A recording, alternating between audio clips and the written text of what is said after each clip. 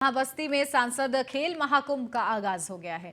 प्रधानमंत्री नरेंद्र मोदी ने virtually remote दबाकर सांसद खेल महाकुंभ का उद्घाटन किया। इस मौके पर उन्होंने कहा कि ये हमारी बस्ती महर्षि वशिष्ठ की पावन धरती है। ये साधना, तप और त्याग की धरती है। खिलाड़ी के लिए उसका खेल भी एक साधना ही है, एक तपस्या है। सफल खिलाड़ी ये साधना करके ही विजय प्राप्त करता हुआ वो आगे बढ़ता है, सिद्धि हासिल करता है। मुझे खुशी है कि बस्ती में हमारे संसद की मेहनत से कितने विशाल खेल महाकुंभ का आयोजन हो रहा है।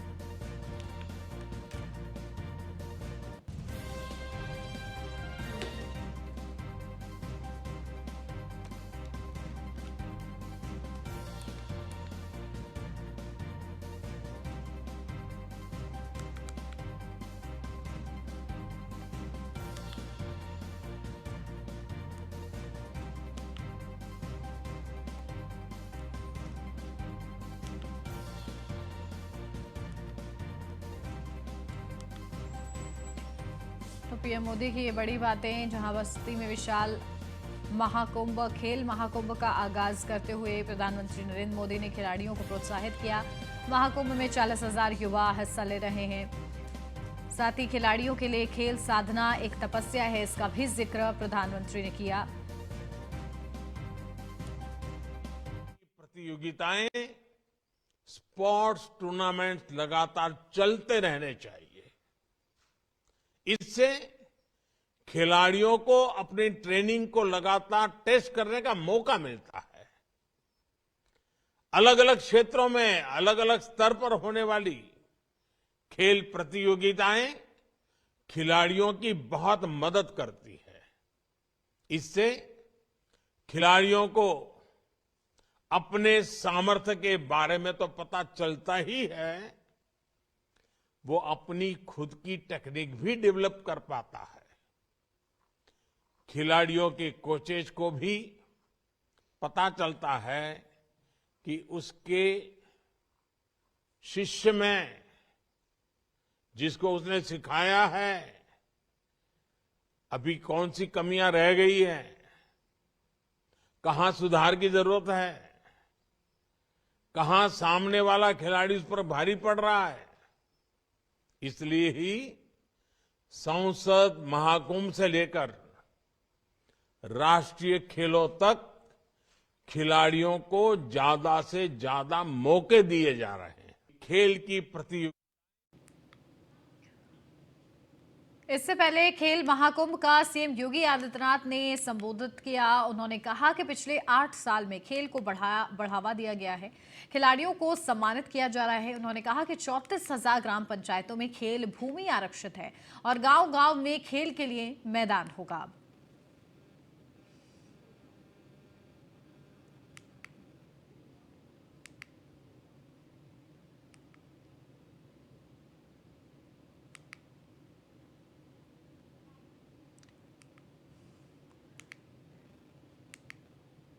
तो देखिए, सीएम योगी आदित्यनाथ ने भी संबोधित किया। महत्वपूर्ण बातें सीएम योगी की तरफ से कही गई कि पिछले 8 सालों में खेल को किस तरीके से खेल क्षेत्र में सुधार किए गए हैं, खेल को बढ़ावा दिया गया है, खिलाड़ियों को सम्मानित किया गया है।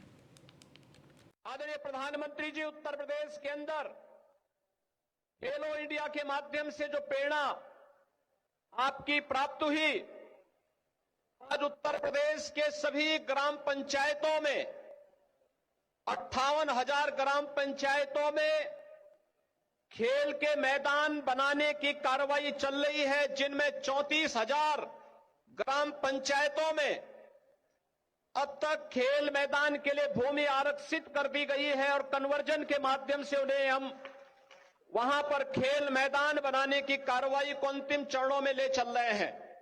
जनपद बस्ती में भी ग्रामीण क्षेत्र में 30 खेल मैदान निर्मित हो चुके हैं। 45 खेल मैदान बनाने की कार्रवाई कन्वर्जन के माध्यम से मनरेगा, ग्राम सभा निधि और शासन के द्वारा प्रदत्त की जाने वाली योजनाओं के माध्यम से इन कार्यक्रमों को आगे बढ़ाया जा रहा है। तो प्रदेश के अंदर हर राज्योत्सव में प्रदेश सरकार ने आज अपने युवा कल्याण विभाग के माध्यम से युवक मंगल दल और महिला मंगल दल के गठन के साथ ही उन्हें स्पोर्ट्स किट भी उपलब्ध करवाने की कार्रवाई चल रही है। आदरणीय सपा प्रमुख अखिलेश यादव ने तेलंगाना में बीआरएस की खम्मम रैली में मोदी सरकार पर जमकर निशाना साधा। अखिलेश यादव ने कहा कि केंद्र सरकार के पास महज 399 दिन ही बचे हैं। अगर हम सब साथ खड़े होंगे तो उन्हें हटा दिया जाएगा। अखिलेश यादव ने कहा कि जो सरकार खुद अपने दिन गिन रही हो वो क्या बचेगी। बता दें कि मंगलवार को राष्ट्रीय कार्यकारिणी की बैठक में प्रधानमंत्री नरेंद्र मोदी ने कहा था कि सरकार के पास अभी 400 दिन है। सरकार उस संगठन को हर दिन लोगों की सेवा और कल्याणकारी योजनाओं का लाभ उन तक पहुंचाने के लिए काम करना चाहिए। एक सरकारें जो चुनी हुई उनको परेशान कर रही है, चाहे वो आपकी सरकार हो और चाहे आपके बीआरएस की पार्टी की सरकार हो। जो सहयोग और जो मदद और जो लोकतंत्र में सम्मान मिलना चाहिए वो सरकार सम्मान नहीं दे पा रही। समय समय पर रुकावट कैसे पैदा हो, नेताओं को कैसे परेशान किया जाए, उनके खिलाफ क्या साजिश की जाए, उनके विपक्ष के लोग जो उनके सामने खड़े होकर के सवाल पूछते हैं, उनको किस षड्यंत्र से उनको दबाया जाए, उनकी छवि कैसे खराब की जाए, ये भारतीय जनता पार्टी की सोची समझी थी रणनीति के तहत काम कर रहे हैं। जो संस्थाएं हमें न्याय देना चाहती हैं, जहां से हम न्याय के लिए पुकार सकते हैं, उन संस्थाओं को भी दबाव बनाने का काम अगर कोई कर रहा है तो भारतीय जनता पार्टी कर रही है। अभी कल ही भारतीय जनता पार्टी की मीटिंग खत्म हुई है और उन्होंने कहा कि 400 दिन बाकी हैं। हमें तो लगता था कि ये सरकार तो वो है जो दावा करती थी कि हटेगी नहीं, अब तो वो स्वयं स्वीकार कर रही है कि अब 400 दिन हैं। जो सरकार अपने दिन गिनने लगे, जो सरकार अपने दिन बताने लगे, समझ लो ये 400 दिन बाद सरकार रुकने वाली नहीं है। अब तो 399 दिन बचे हैं। एक बाराबंकी से खबर, जहां बाराबंकी में अल्पसंख्यक कल्याण राज्य मंत्री दानिश आजाद अंसारी ने कहा कि अल्पसंख्यकों का विश्वास, साथ, आशीर्वाद और सहयोग मोदी और योगी सरकार के साथ है। हमारी सरकार पूरी तत्परता से जनता के विकास और अल्पसंख्यक समुदाय की तरक्की के लिए समर्पित है। उन्होंने कहा कि योगी सरकार ने बुनकर समाज के लिए कई कल्याणकारी योजनाएं बनाई हैं। भारतीय जनता पार्टी ये सबका साथ सबका विकास के नारे वाली पार्टी है और हम जनता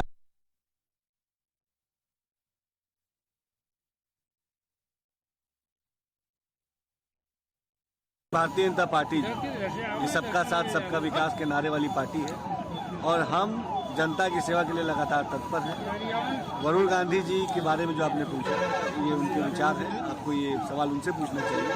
हम समाज की बात करते हैं, विकास की बात करते हैं, तरक्की की बात करते हैं। आज अल्पसंख्यक का विश्वास, साथ, आशीर्वाद, सहयोग मोदी और योगी सरकार पर है और हम पूरी तत्परता से जनता के विकास के लिए, अल्पसंख्यक समाज की तरक्की के लिए काम कर रहे हैं। अभी कुछ दिन पहले माननीय मुख्यमंत्री योगी आदित्यनाथ जी ने बुनकर समाज के विकास के लिए, उनके फ्लैट रेट के लिए भी बैठक की है। जल्द से जल्द हम बुनकर समाज की सुविधाएं देने के लिए आगे बढ़ेंगे।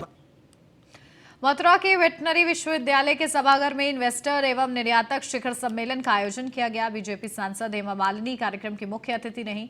वहीं जिले के 5 विधानसभा क्षेत्र के 5 विधायकों ने अपनी सहभागिता दिखाई। 140 से ज्यादा उद्यमियों और व्यापारियों से आग्रह किया गया कि कृष्ण की नगरी में अपने व्यापार की औद्योगिक इकाई को स्थापित करें। शिखर सम्मेलन में 140 उद्योगपतियों ने 1,750 करोड़ रुपए के एमयू साइन किए। आने वाले दिनों में कई उद्योग मथुरा में शुरू होंगे। है कि यहाँ पर काफ़ी लोग आएंगे और इन्वेस्ट करेंगे, जिससे रोज़गार बढ़ेगी हमारे मथुरा में और बहुत सारे काम भी हम कर सकेंगे यहाँ पर।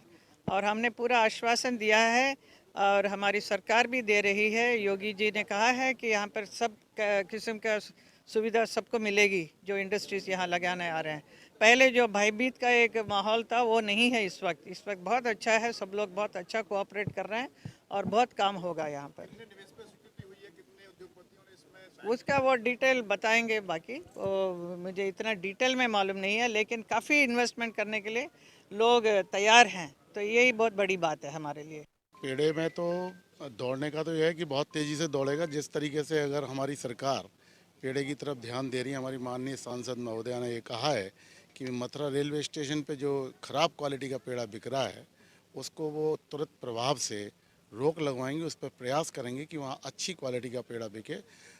तो निश्चित रूप से मथुरा के पेड़े इंडस्ट्री में पंख लगेंगे, इसमें कोई राय नहीं है। एटा में जिला पंचायत सदस्य गजेंद्र पाल धनगर का विवादित प्लॉट पर कब्जा कराने के नाम पर 2 लाख रुपए की रिश्वत मांगने का एक वीडियो तेजी से वायरल हो रहा है। वहीं पीड़ित विजय कुमार ने आरोपी के खिलाफ थाने में तहरीर दी है, जिसके बाद आरोपी जिला पंचायत सदस्य पैसे मांगने और कार्यवाही करने पर पीड़ित को जान से मारने की धमकी दे रहा है। बता दें कि ये पूरा मामला जलेसर थाना क्षेत्र के नगला खेरिया गांव का है। ये सर कि मेरे गजेंद्र धनगर जी ने मुझसे 60,000 रुपये लिए थे जी, इसी विवाद को लेके। बोल रहे थे कि मैं तुम्हारा काम करवा दूंगा। अच्छा, 2 लाख की बात हुई थी, फिर 1.25 लाख पे आके टिक गई। वो भी दोबारा से, मतलब आप कहाँ के रहने वाले हैं? मैं जमा खेरिया का। अच्छा, गजेंद्र धनगर जिला पंचायत सदस्य ने आपसे कितने रुपए लिए थे? 60,000 रुपये लिए थे पहले ही। बोल रहे थे कि ये एसडीएम के पास पहुंच चुके पैसे, तुम्हारा काम आधा हो गया है। आधा जब देने के बाद सीओ साहब ले रहे हैं 50,000 रुपये। 50,000 रुपये और दे जाना हमें। अच्छा, आपने थाने में तहरीर दी है कोई? हाँ, दी है सर। सहारनपुर में पंचायत निधि के करीब 8 करोड़ रुपए का गलत तरीके से खर्च करने के आरोप पर दिए गए नोटिस का जवाब नहीं देने पर 14 अधिकारियों का सीडीओ ने वेतन रोक दिया है। पिछले साल हुए ग्राम प्रधानी के चुनाव से पहले सभी ग्रामों में प्रशासक नियुक्त किए गए हैं। सहारनपुर के गंगो ब्लॉक में नियुक्त किए गए प्रशासकों ने 3 महीने की अवधि में लगभग 8 करोड़ रुपए विकास के लिए निकाले थे, लेकिन मौके पर किसी तरीके का विकास कार्य नहीं हुआ। मामले की शिकायत के बाद जांच के दौरान पाया गया कि एडीओ और ग्राम सचिवों ने मिलकर बड़े स्तर पर सरकारी पैसे की बंदरबाट की है। सरकारी पैसे का दुरुपयोग पर सभी को नोटिस दिया गया था, लेकिन किसी ने जवाब नहीं दिया। तो मंडलायुक्त के निर्देश पर मुख्य विकास अधिकारी सहारनपुर ने सभी 14 अधिकारियों को की वेतन रोकने के निर्देश दिए।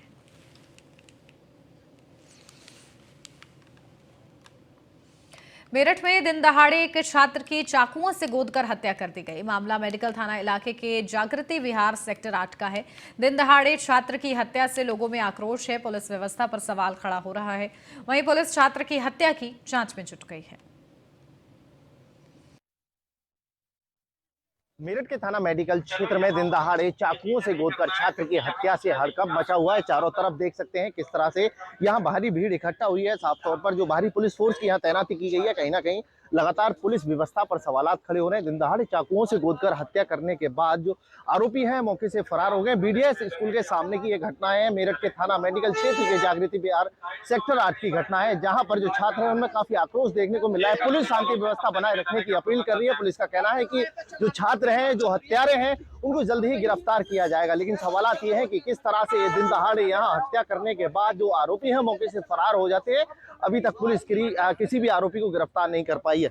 लगातार देख सकते हैं किस तरह से जो छात्र हैं आक्रोश में देखे जा रहे हैं। मेरठ से अतुल शर्मा की रिपोर्ट, न्यूज़ 1 इंडिया। लखनऊ से अब खबर, जहां एसटीएफ को मिली बड़ी सफलता। जहां सीटीईटी परीक्षा का पेपर आउट कराने वाला एक आरोपी गिरफ्तार हुआ है। अभ्यर्थियों से मोटी रकम लेकर करता था भर्ती। गिरफ्तार आरोपी की अमित सिंह के रूप में पहचान हुई है। इंदिरा नगर थाने के गाजीपुर का रहने वाला आरोपी बताया जा रहा है। तो अभ्यर्थियों से मोटी रकम ये लेता था। गिरफ्तार हुआ है ये आरोपी अमित सिंह, इसका नाम है। इसकी पहचान हुई है अमित सिंह के रूप में। एसटीएफ को ये बड़ी सफलता हाथ लगी है। अब इस पर आगे की कार्रवाई की जाएगी। गिरफ्तारी हो चुकी है, पूछताछ जारी है। जहां बताते चले कि सीटीईटी परीक्षा का पेपर आउट कराने वाला यही आरोपी था, जिसके चलते इसकी तलाश थी पुलिस को लंबे समय से, और आखिरकार एसटीएफ ने बड़ी सफलता हासिल की है। आरोपी अमित सिंह को गिरफ्तार कर लिया गया है। पूछताछ की जा रही है। इसके गिरोह में और कौन कौन सदस्य हैं, इन तमाम चीजों को खंगालने में पुलिस जुटी हुई है। ग्रेटर नोएडा से अब खबर, जहां इकोटेक 3 थाना पुलिस को बड़ी सफलता मिली है। फैक्ट्री में चोरी करने वाले एक नाबालिग समेत 4 को गिरफ्तार किया गया है। आरोपियों के पास से लाखों रुपए का सामान बरामद किया गया है। 13 जनवरी की रात इकोटेक 3 इंडस्ट्रियल में चोरी हुई थी।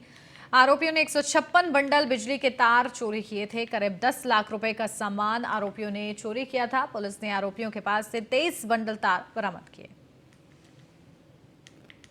14 की रात में एक फैक्ट्री में चोरों ने घुस करके ऊपर से खिड़की को तोड़ करके अंदर घुसे और उसमें कीमती वायर जो थे जो बंडल थे वो उसको उन्होंने चोरी किया, नीचे फेंका। इसमें तत्काल पुलिस टीम द्वारा मौका मुआयना किया गया। इसमें टीम गठित की गई और इसमें सूचना के आधार पर एक बाल अपचारी और उसके साथ एक सोनू, इसको गिरफ्तार किया गया है। इनकी निशानदेही पर 2 कबाड़ी जो कि इस माल को खरीदे थे उनको गिरफ्तार किया गया है। एक दलई का कबाड़ी है जो कि अभी फरार है, उसके लिए हमारी टीम पड़ी हुई है, उसको भी जल्द हम गिरफ्तार करेंगे। इसमें जो आप सामने देख रहे हैं इसमें माल भी बरामद हुआ है। इनसे अन्य गहन पूछताछ की जा रही है। 13 बुलंदशहर से अब खबर, जहां पेट्रोल पंप पर किसानों का हंगामा। पेट्रोल पंप कर्मचारियों पर ट्रैक्टर में डीजल कम देने का आरोप लगाया गया है। भारतीय किसान यूनियन टिकैत के कार्यकर्ताओं ने हंगामा किया है। भारतीय किसान यूनियन टिकैत के कार्यकर्ता पेट्रोल पंप पर धरने पर बैठे हैं। हंगामे की सूचना पर मौके पर पुलिस पहुंची है। जाट चौक के पास स्थित ज्योति फिलिंग स्टेशन का ये पूरा मामला बताया जा रहा है।